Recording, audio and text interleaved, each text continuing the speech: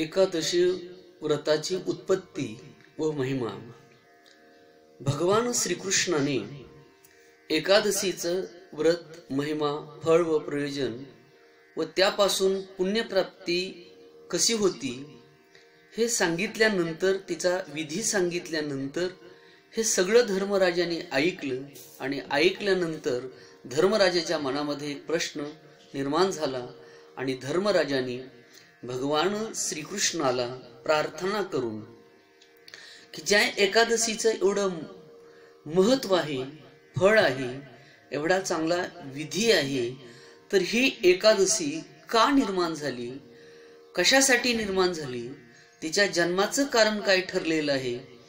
हे भगवान, हे माधवा, हे कृष्णा, जर तुम्हाला सांगितलं तर जनकल्याणासाठी, लोककल्याणासाठी एवढ्या चांगल्या व्रताचा, एकादशीच्या उत्पत्तीचा अतिशय लोकांना फायदा होईल आणि तिचा महिमाही कळेल आणि तिच्या जन्माची कथाही कळेल. त्यावेळी भगवान श्रीकृष्णाने धर्मराजाच्या प्रार्थनेनंतर, विनंतीनंतर धर्मराजाला त्या ठिकाणी एकादशीचं महत्व सांगायला सुरुवात केलेली. भगवान श्रीकृष्ण म्हणतात की फार फार पूर्वी कृतयुगामध्ये नाडीजंग नावाचा एक महाबलवान, अत्यंत बलवान असणारा, फार दुष्ट, कपटी, दैत्याला मुरू नावाचा एक पुत्र होता. तो आपल्या बापापेक्षाही अतिशय क्रूर, दुष्ट असा होता, दुराचारी होता, पापी, हिंस्र, उन्मत्त असा होता. आणि म्हणून त्याने ईश्वराला प्राप्त करून घेण्यासाठी, आपलं बल वाढण्यासाठी, आपली शक्ती वाढण्यासाठी, त्याचं संवर्धन होण्यासाठी त्यांनी त्या ठिकाणी मेरू पर्वतावर गेला तपश्चर्या करण्यासाठी. पूर्वीच्या काळामध्ये आपल्याला जर आयुष्य वाढवायचं असेल, आपली शक्ती वाढायची असेल, बल वाढवायचं असेल, आपल्याला जर यश मिळवायचं असेल शत्रूवर, तर त्या काळामध्ये अशा प्रकारे तपश्चर्या, साधना केली जात असे. तर त्याने मेरू पर्वतावर जाऊन घनघोर तपश्चर्याला त्या ठिकाणी सुरुवात केली. हजारो वर्ष त्यांनी त्या ठिकाणी जाऊन तपश्चर्या केली आणि हजारो वर्ष तपश्चर्या केल्यानंतर त्याच्या तपोबलाने, तेजोबलाने या विश्वामध्ये, त्याच्या तेजोबलाने लोकांना त्रास व्हायला लागला. लोक त्राही त्राही भगवान करून सुटलेले आहेत. लोकांना त्याच्या तपाचं तेज सहन होत नव्हतं. आणि म्हणून सर्व देव शेवटी कोणाकडे गेलेले? भगवान शंकराकडे, कैलासाला गेले आणि भगवान शंकरांची त्या ठिकाणी प्रार्थना करू लागलेली आहेत. कैलास राणा शिवचंद्र मौळी, फणेंद्र माथा मुकुटे झळाळी, कारुण्य सिंधू भव दुःख हारी, तुझ वीण शंभो मज कोण तारी. हरि ओम नमः शिवाय, हरि ओम नमः शिवाय, हरि ओम नमः शिवाय, हरि ओम नमः शिवाय, हरि ओम नमः शिवाय, हरि ओम नमः शिवाय. अशा प्रकारे भगवान शंकराची प्रार्थना केल्यानंतर भगवान शंकर सर्व ब्रह्मदेव, इंद्रासह देवतांना, भक्तगणांना प्रसन्न झाले. आणि त्या ठिकाणी भगवान शंकरांनी सांगितलं की मी त्या मुरू नावाच्या दैत्याकडे जातो आणि त्याचं काय आहे ते सर्व बघतो. त्या ठिकाणी भगवान शंकर मेरू पर्वतावर गेले. मेरू पर्वतावर गेल्यानंतर त्या ठिकाणी नाडीजंग म्हणजे मुरू नावाचा जो राक्षस आहे, त्या राक्षसाला भेटले आणि भगवान शंकर म्हटले की हे नाडीजंग सूत, तुझ्या या घनघोर तपश्चर्याने, तुझ्या साधनेने 1000 वर्ष तू तपश्चर्या केली म्हणून मी तुला प्रसन्न झालेलो आहे. तेव्हा तुला काय वर मागायचं तो माझ्याकडून तू वर मागून घे. मुरू नाव तो मुळातच कपटी होता. आणि मग त्यांनी भगवान शंकराला सांगितलं की मला कोणत्याही प्रकारचा, कोणाच्याही हातून मृत्यू नकोय. तेव्हा भगवान शंकरांनी सांगितलं, अरे उपजले ते नासे, नासिले ते पुनरुपी दिसे, हे घटिका यंत्र जैसे परिभ्रमले गा, जो जन्माला आलेला आहे तो एक दिवस मरणार आहे, जो खाटेवर आलेला आहे तो एक दिवस ताटेवर नक्की जाणार आहे. त्यामुळं कोणीही देव देवता असो, कोणालाही मरण मात्र चुकणार नाही. तेव्हा मी एक करू शकतो, लक्षात ठेव तुझ्यासाठी, फार तर तुला कोणाच्या हातून मृत्यू नसावा ते मला सांग.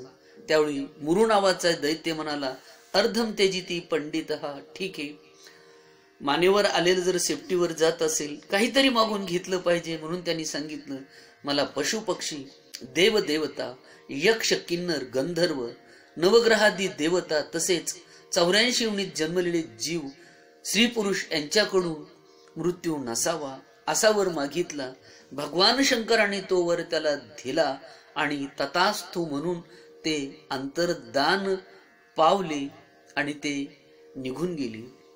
मुरुदैत्य आपल्या चंद्रावती नगरीमध्ये आला. त्याची नगरी अतिशय संपन्न आणि समृद्ध होती. अशा नगरीमध्ये तो अनेक राक्षसांना बरोबर घेऊन, यापुढे जसं काय त्याला लोकांना त्रास द्यायचं लायसन्स मिळाल्यासारखं झालं, जसं एखाद्या चोराला राजाने साथ द्यावी अशा प्रकारचा त्याला आधार मिळाला आणि त्या ठिकाणी तो आपलं राज्य करत सर्व लोकांना त्रास द्यायला लागलेला आहे.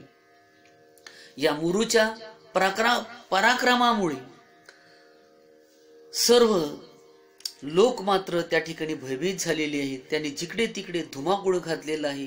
तिन्ही लोकांमध्ये उच्छाद मांडलेला आहे. सर्व धर्म बुडविला धर्म, अधर्म झाला फार, सोसवेना भार मजा आता. दिदलासे त्रास ऋषीमुनी सर्व, न पूजिती कोणी देवा एक. राहिले यज्ञ मोडिले कीर्तन, पळाले ब्राह्मण दैत्य भिने. भजन कीर्तन यज्ञ याग अनुष्ठान जप तप सर्व ऋषींचं त्यांनी बंद करायला सुरुवात केलेली आहे. आणि म्हणून पुन्हा सर्व देव एकत्र येऊन भगवान शंकराकडे गेले आणि त्या ठिकाणी त्यांची काय करायला लागलेली आहे, स्तुती करायला लागलेली आहेत. आणि मग त्यांची स्तुती केल्यानंतर त्या ठिकाणी भगवान शंकर प्रसन्न झाले आणि म्हटले, आता आपण असं करू, मी तर त्यांनी तपश्चर्या केली म्हणून वरदान दिलंय, आपण सर्वजण भगवान विष्णूकडे जाऊ. आणि सर्व हे देवगण, विष्णू, इंद्र, ब्रह्मदेव, हे सगळे विष्णूकडे जायला निघालेले आहेत. विष्णूला त्यावेळी शरण गेलेत आणि शरण गेल्यानंतर त्या ठिकाणी भगवान विष्णूची प्रार्थना करायला लागलेली आहेत. शांताकारं भुजगशयनं पद्मनाभं सुरेशं, विश्वाधारं गगनसदृशं मेघवर्णं शुभांगं, लक्ष्मीकान्तं कमलनयनं योगिभिर्ध्यानगम्यं, वंदे विष्णु भवभयहरं सर्वलोकैकनाथं. श्री अनंता मधुसूदना पद्मनाभा नारायण, जगद्व्यापका जनार्दना आनंद घना विनाशा. सकळ देवाधिदेवा कृपाळू आजी केशवा, महानंदा महानुभवा सदाशिवा सहज रूपा, चक्रधरा विश्वांभरा गरुडध्वजा करुणाकरा, सहस्रपादा सहस्रकरा क्षीरसागरा शेषशयना. हे भगवान, तू धर्माचं माहेरघर आहेस, नीतीचं माहेरघर आहेस आणि म्हणून देवा तूच आमचं संरक्षण करू शकतो, कारण त्या मुरू नावाच्या महाभयंकर दैत्याने आम्हाला अतिशय त्रास दिलेला आहे, त्राही त्राही भगवान करून सोडलेला आहे. त्यावेळी क्षीरसागरवासी भगवान विष्णूंनी सांगितलं, हे देवतांनो, आपण सगळे मिळून त्या मुरू दैत्याचा नाश करू. तुमच्या यथाशक्तीप्रमाणे बलाप्रमाणे तुम्ही मला सहकार्य करा. सांगितलं भगवान विष्णू, हे आम्ही सगळं करू, पण हे धर्माचं काम काय तुझंच आहे. किंवा युगायुगाच्या प्रारंभी तू अवतीर्ण होऊन धर्माची संस्थापना करत असतोस, भक्ताचं संरक्षण करून दुष्टाचा नाश करत असतोस. तेव्हा देवा, यदा यदा हि धर्मस्य ग्लानिर्भवति भारत, अभ्युत्थानम धर्मस्य तदात्मानं सृजाम्यहं, परित्राणाय साधूनां विनाशाय च दुष्कृतां, धर्म संस्थापनार्थाय संभवामी युगे युगे. देवा, हे तुझं कार्य आहे. आम्ही देखील वैकुंठातून तुझ्या बरोबर नेहमी येत आलेलो आहोत. आम्ही वैकुंठवासी आलो याची कारण असी, बोलिले जे ऋषी साच भावे वर्ता. झाडू संतांची मार्ग, आड राणी भरले जग. उचिष्टाचा भाग शेष उरला तो शेवू. वाढवावया सुख भक्ती भाव, धर्म कुळाचारी नाम विठोबाचे. धर्माचे पाळन करणे पाखंडा खंडन, हेच आम्हा करणे काम. बीज वाढवावया नाम. देवा, आम्ही नेहमी तुझ्या बरोबर येत राहिलेलो आहेत, म्हणून आता तू काय कर देवा, ह्या दैत्याचा नाश कर. त्यावेळी भगवान विष्णूंनी सांगितलं की तुम्ही सगळेजण मिळून माझ्या बरोबर चाला. सगळं त्या ठिकाणी देवसेना तयार केली, सर्व शस्त्रास्त्र घेतले आणि त्या मुरु नावाचा जो दैत्य आहे त्याची जी नगरी आहे त्या नगरीकडे सगळे जण दैत्य निघालेले आहेत. मुरु नावाच्या दैत्याच्या नगरीचं नाव चंद्रावती नगरी आहे आणि या चंद्रावती नगरीमध्ये सर्व देवतांनी भगवान विष्णूस त्या नगरीला वेढा टाकला. ही बातमी ज्यावेळी मुरु नावाच्या राक्षसाला कळली त्यावेळी त्याचे सरसेनापती प्रधान सर्व लोक युद्धासाठी राक्षस सेना तयार झाली. देव आणि दानवांचं अनेक दिवस युद्ध सुरू झालेलं आहे. या युद्धामध्ये शेवटी देवतांना राक्षसांना मारायला सुरुवात केलेली, राक्षस पळून जायला लागली. ही बातमी मुरु नावाच्या दैत्याला कळाल्याबरोबर मुरु नावाचा दैत्य त्या ठिकाणी युद्धासाठी आलेला आहे. युद्धासाठी आल्यानंतर त्यांनी ही त्राही देवतांना करून सोडल्यानंतर देवताही मागे फिरू लागलेले आहेत. त्याचवेळी भगवान विष्णू पुढे आली आणि पुढे आल्यानंतर भगवान विष्णूने त्या मुरु नावाच्या दैत्याला अडवण्याचा प्रयत्न करून त्याच्याशी युद्ध सुरू केलेलं आहे. शस्त्रास्त्रांचं युद्ध अनेक वर्ष चाललेले, घनघोर युद्ध चाललेले, कारण त्या मुरु नावाच्या राक्षसाला भगवान शंकराचा वर होता. आणि म्हणून शेवटी भगवान विष्णूंनी आपलं सुदर्शन त्याच्यावर सोडलं, पण ते सुदर्शन सुद्धा त्याला काही करेना. आणि मग भगवान विष्णूंनी त्याच्याशी मल्लयुद्ध, मुष्टियुद्ध खेळण्याचा प्रयत्न केला आणि त्याला एक मुष्टी प्रहार त्याच्यावर केल्यानंतर तो बेशुद्ध अवस्थेमध्ये खाली पडला, मूर्छित झाला. मूर्छित झाल्यानंतर त्याची सेना पळाली. भगवान विष्णू थकलेले असल्यामुळे वाहिवती नावाची नरनारायण बद्रिकाश्रमाच्या ठिकाणी त्या ठिकाणी तो गुहेमध्ये विश्रांतीसाठी गेला. अतिशय विस्तीर्ण असणारी ही गुहा, या गुहेमध्ये जाऊन भगवान विष्णू त्या ठिकाणी विश्रांतीसाठी थांबलेले आहेत. मुरु नावाचा दैत्य काही वेळाने, काही काळाने त्या ठिकाणी तो शुद्धीवर आला. शुद्धीवर आल्यानंतर भवताली पाहिलं तर आपल्या शेजारी कुणीही आपली राक्षस सेना नाही. भगवान विष्णू ही रणांगणामध्ये दिसत नाही. त्याला कळून चुकलं की हे भगवान विष्णू नक्कीच त्या ठिकाणी काय झालेले आहेत, पळून गेलेले आहेत. आणि मग हे पळून गेलेले जे भगवान विष्णू आहे त्यांचा शोध घेण्यासाठी तो इकडे तिकडे पाहू लागला. त्यावेळी त्याला मातीमध्ये, धुळीमध्ये भगवान श्रीकृष्णांची पाऊले उमटलेली दिसली. कारण भगवान विष्णूच्या पायावरती ध्वज आणि वज्रांकुश चिन्ह असल्यामुळे ती जमिनीवर उमटलेली होती. आणि मुरु दैत्य त्या काळात त्या पावलांच्या ठाशाच्या शोधाने तो बद्रिकाश्रमापर्यंत गेला. शेवटी त्या गुहेमध्ये गेला आणि गुहेमध्ये गेल्यानंतर जिकडे तिकडे अंधार त्याला दिसायला लागला. पुढे गेल्यानंतर त्याला कळालं की भगवान विष्णू इथे येऊन लपलेले आहेत, झोपलेले आहेत. आणि म्हणून त्याला वाटलं आता चांगली संधी आहे, या गुहेमध्ये भगवान विष्णूला आपण भगवान शंकराच्या वरदानामुळे आपण त्याच्यावर विजय होऊन त्याला या ठिकाणी त्याचा शिरच्छेद करू, त्याला मारू. अशा भावनेने अतिशय क्रोधिष्ट असणारा, अभिमानी असणारा, बलवान असणारा, सामर्थ्यशील असणारा, क्रूर असणारा हा दैत्य भगवान विष्णूवर शस्त्र घेऊन मारण्यासाठी धावला. त्याच वेळी एक चमत्कार झाला. आकाशातून गर्जना झाल्या, जिकडे तिकडे विजेचा कडकडाट झाला. आणि अशा वेळी भगवान विष्णू त्या ठिकाणी झोपलेले असताना त्यांच्या शरीरातून एक दिव्य कन्या, एक तेजस्वी कन्या, एक दैदिप्यमान कन्या, चतुर्भुज असणारी देवी त्या ठिकाणी धूत वस्त्र परिधान केलेली, तिच्या सर्व हातामध्ये शस्त्र आहेत, प्रगट झाली. आणि प्रगट झाल्यानंतर तिने सांगितले, हे दुष्टा, अरे तू काय भगवान विष्णूला मारतोस, मी तुला मारते. त्यांनी स्त्री पुरुष हा युद्धामध्ये विचार न करता तिच्या अंगावर शस्त्र घेऊन धावला. त्यावेळी त्या देवीने आपल्या हातातील एका बाणाने शस्त्राने त्याची सर्व शस्त्र नेस्ताना फूत करून दुसऱ्या बाणाने त्याचा शिरच्छेद केला. आकाशामध्ये सर्व देव किन्नर जमलेले होते. त्यांनी पुष्पवृष्टी भगवान विष्णूवर केली आणि मग भगवान विष्णू जागे झाले. भगवान विष्णू जागे झाल्यानंतर भवताली पाहता तर मुरु नावाचा दैत्य आपल्या पुढे मरून पडलेला आहे. त्याचं शिर एका बाजूला, धड एका बाजूला. अशा अवस्थेमध्ये भगवान विष्णूच्या पुढे प्रश्न पडला, अरे याला कोणी मारलं असं? हा एवढा भयंकर असणारा, दुष्ट असणारा, मी तर याला मूर्छित पाडलेलं होतं, हा परत जिवंत झाला, याला कोणी मारलं?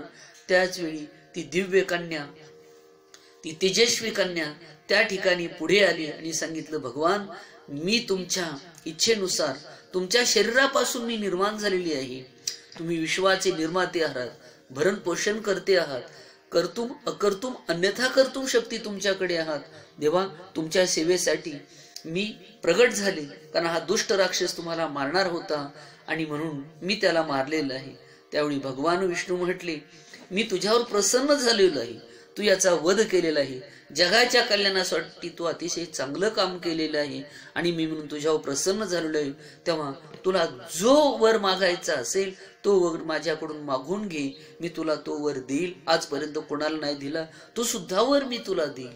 त्यावेळी भगवान विष्णू पुढे ती कन्या तिने सांगितलं की जसं ज्या प्रमुख तिथी आहे तशी दशमी, एकादशी, एकादशीच्या दिवशी माझा जन्म झाला आणि म्हणून मी या ठिकाणी माझं नाव तुम्ही एकादशी ठेवावं.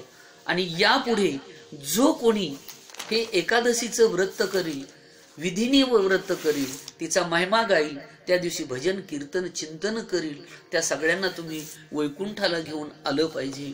आपण जर एकादशीचा विचार केला तर प्रत्येक 15 दिवसाला एक एकादशी येते, म्हणजे महिन्यातून 2 एकादशी ती येतात. एक चैत्र शुद्ध, एक शुद्ध आणि एक वद्य असं आपण म्हणतो त्याला. म्हणजे 12 महिन्याच्या 24 एकादशी होतात आणि जर अधिक मास आला तर अधिक मासाच्या मिळून त्या ठिकाणी किती 24 अधिक 2 म्हणजे 26 एकादशी होतात. त्या कोणत्या एकादशी आहेत त्या एकादशीचं देखील आपण या ठिकाणी नाव पाहू. 1 चैत्र शुद्ध एकादशी कामदा, 2 चैत्र वद्य एकादशी वरुथिनी, 3 वैशाख शुद्ध एकादशी मोहिनी, 4 वैशाख शुद्ध एकादशी अपरा, 5 ज्येष्ठ शुद्ध निर्जला एकादशी, 6 ज्येष्ठ वद्य एकादशी योगिनी, 7 आषाढ शुद्ध एकादशी देवशयनी, 8 आषाढ वद्य एकादशी कामिका, 9 श्रावण शुद्ध एकादशी पुत्रदा, 10 श्रावण वद्य एकादशी अजा, 11 भाद्रपद शुद्ध एकादशी परिवर्तिनी, 12 भाद्रपद वद्य एकादशी इंदिरा, 13 आश्विन शुद्ध एकादशी पाशांकुशा, 14 आश्विन वद्य एकादशी रमा, 15 कार्तिक शुद्ध एकादशी प्रबोधिनी, 16 कार्तिक वद्य एकादशी उत्पत्ती, 17 मार्गशीर्ष शुद्ध एकादशी मोक्षदा, 18 मार्गशीर्ष वद्य एकादशी सफला, 19 पौष शुद्ध एकादशी पुत्रदा, 20 पौष वद्य एकादशी षटतिला, 21 माघ शुद्ध एकादशी जया, 22 माघ वद्य एकादशी विजया, 23 फाल्गुन शुद्ध एकादशी अमलकी, 24 फाल्गुन वद्य एकादशी पापमोचनी, 25 अधिक मास शुद्ध एकादशी कमला, 26 अधिक मास वद्य एकादशी कामदा. आणि म्हणून अशा हे 15 दिवसांनी येणारी एक एकादशी, या एकादशी आपल्या जीवनामध्ये अनंत पुण्याचा संचय करणारे आहेत. चुकून अनावधानाने जरी हे एकादशीचं व्रत आपल्याकडून घडलं गेलं तरी या एकादशीचं फल पुण्य आपल्याला निश्चित मिळाल्याशिवाय राहत नाही, असं एकादशीचं प्रयोजन आहे. कारण एकादशीने भगवान विष्णूकडून अशा प्रकारची ही मागणी केलेली आहे.